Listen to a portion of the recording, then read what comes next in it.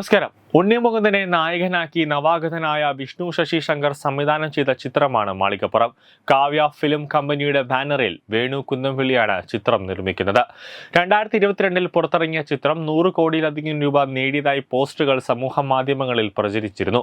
എന്നാൽ സിനിമ അത്രത്തോളം കളക്ഷൻ നേടിയിട്ടില്ല എന്ന് പറയുകയാണ് വേണു കുന്നംവിളി. മാളികപ്പുറം 100 കോടി കളക്ട് ചെയ്തിട്ടില്ല.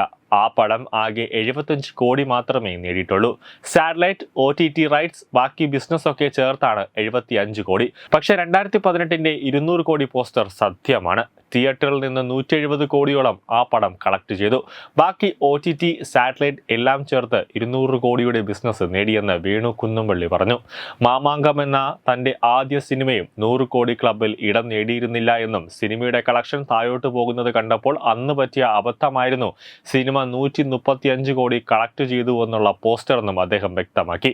ജീവിതത്തിൽ പല കാലഘട്ടങ്ങളിലും പല മണ്ടത്തരങ്ങളും പറ്റുമെന്ന് പറയില്ലേ.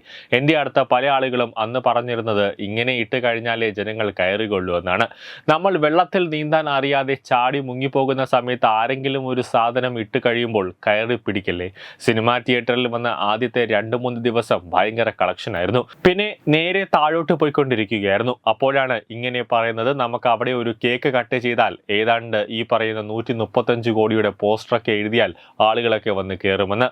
ആ സമയത്ത് പരിചയമില്ലാത്തത് കൊണ്ട് എന്തും ചെയ്തു പോകുന്ന അവസ്ഥയിലായിരുന്നു. നമ്മുടെ ആൾക്കാർ തന്നെ എൻ്റെ അടുത്ത് പറഞ്ഞു, TDM ഹാൾ ഗ്രൗണ്ടിൽ ഒരു പരിപാടി സംഘടിപ്പിച്ച് കേക്ക് മുറിക്കാമെന്ന്. പക്ഷെ അത് അന്നാണ് എനിക്ക് തോന്നിയത്. പക്ഷേ അതെൻ്റെ തോന്നൽ കൊണ്ട് ഞാൻ ചെയ്തതാണ് എന്ന് വേണു കുന്നംപള്ളി പറയുന്നു. പക്ഷെ ഇന്ന് സിനിമ എന്താണെന്ന് ഞാൻ പഠിച്ചു. പണികൾ പഠിച്ച ഡയറക്ടർ എന്തെന്ന് മനസ്സിലാക്കി. അയാളുടെ സ്വഭാവം മനസ്സിലാക്കി സിനിമ ചെയ്യാൻ പഠിച്ചു. അതിനുശേഷം എൻ്റെ ഒരു സിനിമയെക്കുറിച്ചും ഒരു വിവാദവും ഉണ്ടായിട്ടില്ല എന്നാണ് വേണു കുന്നംപള്ളി പറയുന്നത്. News desk, reload.